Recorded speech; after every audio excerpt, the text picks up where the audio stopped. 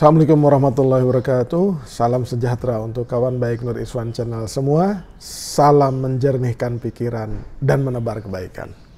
Kawan baik, akhirnya Mas Anies Rashid Baswedan buka suara menjawab beberapa polemik yang sedang terjadi. Setidaknya dua hal yang menyita perhatian publik minggu-minggu ini, ya. Pertama, Mas Anies buka suara soal janji politik bersama Pak Prabowo terkait tidak akan maju pilpres lagi, ya, atau kapan waktunya ini disampaikan dan dalam konteks apa. Yang kedua itu soal utang piutang. Nah, utang piutang ini ada hubungannya dengan perjanjian, dan pertama kali memang diungkap oleh Mas Sandiaga Uno dan Bang Erwin Aksa di podcastnya Akbar Faisal Unsensor.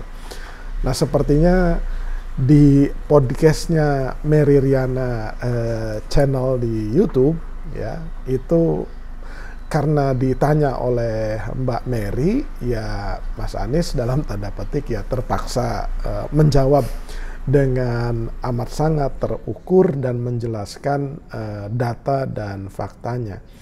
Jadi memang menjadi figur publik ini amat sangat sensitif, dan jika mungkin dibiarkan itu akan menjadi liar isunya, karena dianggap ya Mas Anies itu beneran mengkhianati perjanjian dengan Pak Prabowo. Kemudian kalau dibiarkan soal utang itu kesannya Mas Anies itu nggak mau membayar utang. Ternyata jawaban dari Mas Anies itu lugas dan menjelaskan bahwa yang pertama dalam konteks perjanjian politik dengan Pak Prabowo untuk tidak maju pilpres itu pilpres di 2019, karena berdekatan antara pilkada DKI Jakarta di tahun 2017, 2 tahun kemudian itu adalah pilpres. Dan biasanya karena presiden dari Pak Joko Widodo yang terpilih menjadi gubernur di 2012 kemudian diusung menjadi calon presiden di 2014. Jadi kurang dari 2 tahun Pak Jokowi itu menjadi gubernur, kemudian ia dicapreskan. Nah, karena sinyalemen dan presiden seperti itu, kemudian Mas Anies mengikat perjanjian dengan Pak Prabowo terkait pilkada DKI. Kira-kira mungkin bunyinya itu ya Mas Anies dicalonkan oleh Gerindra dengan syarat Mas Anies nggak ikut kontestasi di Pilpres 2019. Tetapi moral obligation-nya Mas Anies sendiri kan memang inginnya itu mengurus Jakarta secara penuh selama periodisasinya 5 tahun itu. Walaupun di ujung-ujung Pilpres di 2019 itu mendekati, Mas Anies itu sudah santer dan didesak untuk menjadi cawapresnya Prabowo gitu. Ya, singkat cerita yang jadi cawapres itu ya Mas Sandiaga Uno tuh. Nah, kira-kira itu. Tapi kemudian kita ingin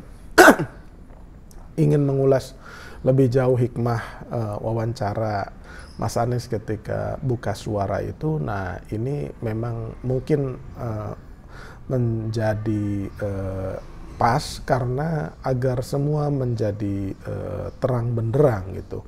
Kita juga agak bingung kenapa Bang Sandi Uno dan Bang Erwin Aksa itu kok tiba-tiba masuk ring, ibaratnya masuk ring kemudian melancarkan pukulan-pukulan politik kepada Mas Anies Rashid Baswedan. Itu menjadi question mark hingga kini, apa yang sesungguhnya motif dan kenapa hal itu diungkap yang kemudian membuat repot mereka sendiri. Tapi singkat cerita gini, ya pejabat publik itu memang menjadi tantangan itu ketika ingin mencalonkan.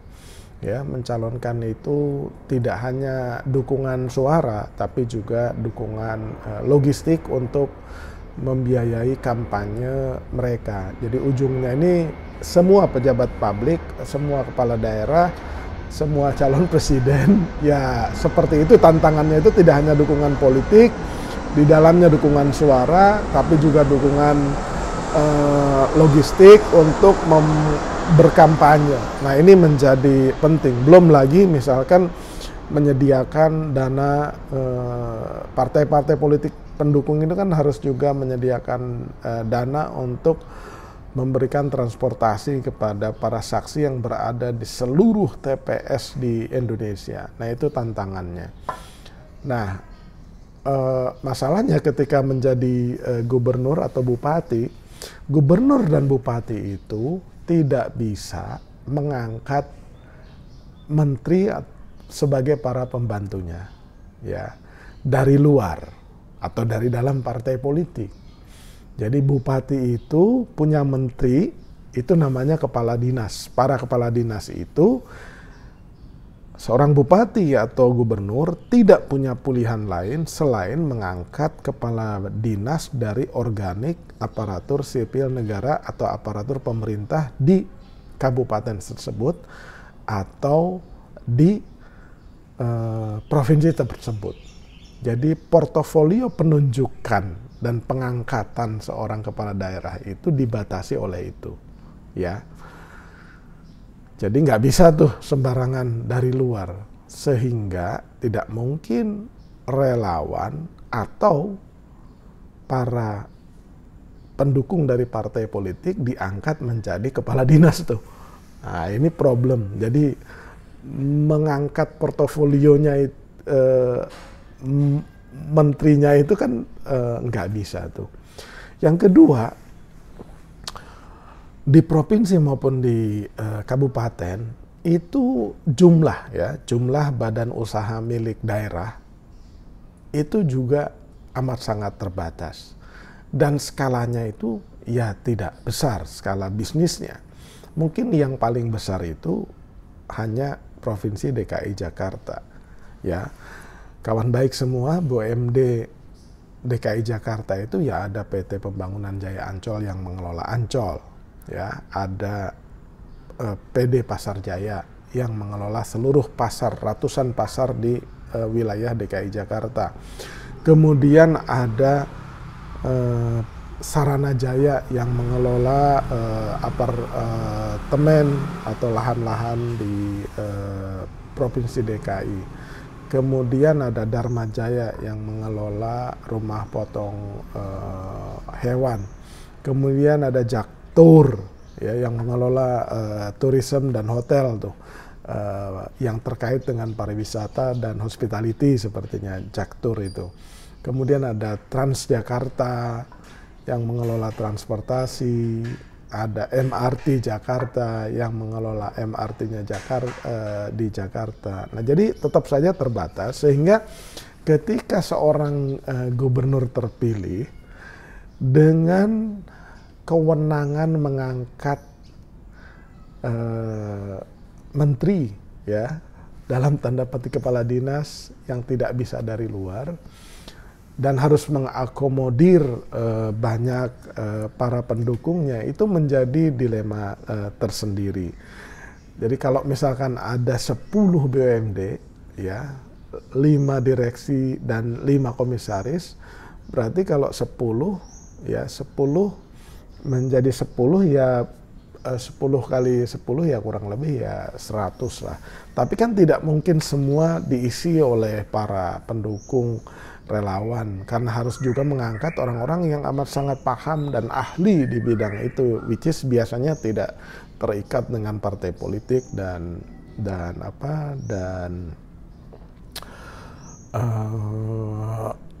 relawan gitu.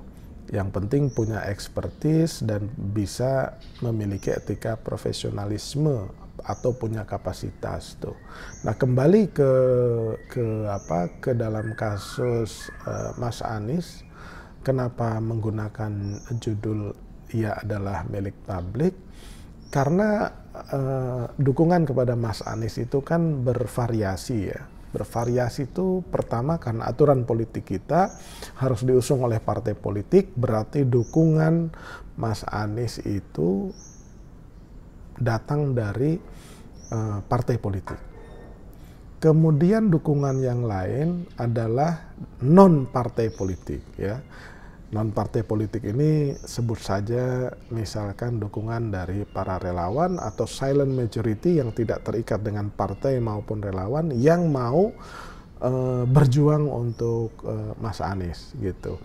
Jadi ada relawan yang tidak terkonsolidasi dalam satu institusi, tapi ia bergerak secara cair untuk mengkampanyekan Mas Anies. Belum lagi para influencer kalau sekarang itu ya di sosial media banyak yang juga mempromosikan Mas Anies, tidak terikat dengan partai politik maupun relawan, ia bergerak secara mandiri sendirian aja, tapi terus menyebarluaskan prestasi atau informasi tentang Mas Anies gitu. Nah, juga ada mungkin kelompok para pengusaha baik yang besar, menengah maupun kecil yang memang mereka rela mengeluarkan isi dompetnya untuk mendukung perjuangan Mas Anies. Nah, jadi dukungan dari banyak pihak itu tidak boleh direduksi oleh satu kelompok yang dominan.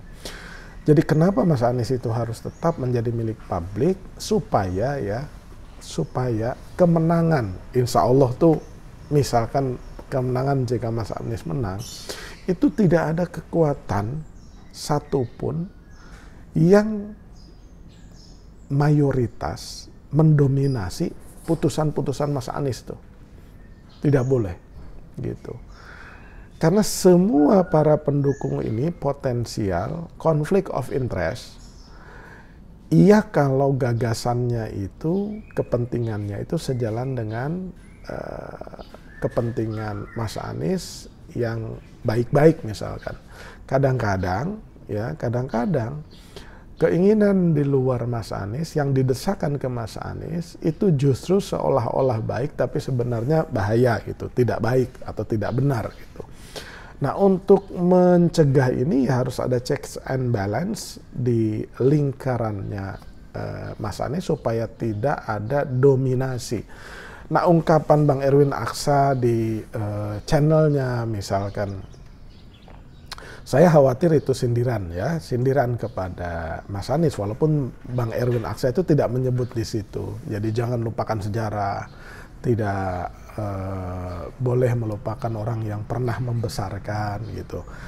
Nah, itu saya khawatir ideologi Bang Erwin, kalau dia misalkan sudah membesarkan orang, orang tersebut harus ingat terhadap dia. Itu kan bisa begitu tuh memandangnya. Ingat itu wajib, ya, wajib. Tetapi ketika yang diingat itu mendikte kebijakan-kebijakan yang orang yang dibesarkannya, mendikte kepentingannya dan ingin memiliki sepenuhnya secara dominan, itu yang tidak baik. Karena nah itu yang harus dijaga. Kenapa Mas Anies itu harus tetap milik publik supaya tidak ada yang dominan, terutama kelompok-kelompok yang merasa memiliki kapital besar atau pengaruh politik besar, ya. Misalkan contoh saja, ya, 3 partai ini, ya, Bang PKS, Partai Demokrat, kemudian Nasdem. Nah, 3 partai ini harus setara dan tidak ada yang dominan terhadap Mas Anies, ya.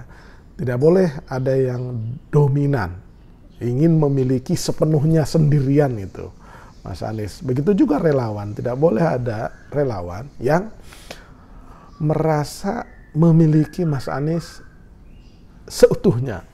Kalau ada relawan yang lain, misalkan dia cemburu, ya kan, atau dia mendecrease value relawan-relawan yang lain gitu. Nah, karena nanti di lingkaran Mas Anies itu ya akan begitu banyak orang datang ingin membantu, tapi juga di balik bantuan mereka sebenarnya mereka ingin mengambil sesuatu gitu. sesuai dengan kepentingannya gitu. Nah ini harus jeli. Jika ingin menang ya harus jeli itu mengelola ini semua, mengelola begitu banyak kepentingan. Nah, jadi harus dijaga dan terjaga Mas Anies itu menjadi milik publik, sehingga kalau dia milik publik, dia berorientasi kepada publik dan punya kedaulatan sendiri dalam memutuskan segala sesuatunya, gitu. Itu yang saya maksudkan kenapa Mas Anies harus dijagain terus-menerus supaya menjadi milik publik itu. Dia nggak boleh tuh milik oligarki gitu. Dia nggak boleh milik beberapa bohir ya atau bandar politik yang membiayai seluruh kampanye misalkan. Ia menjadi milik satu kelompok kecil ya sepenuhnya, yang lain tidak diberikan ruang misalkan.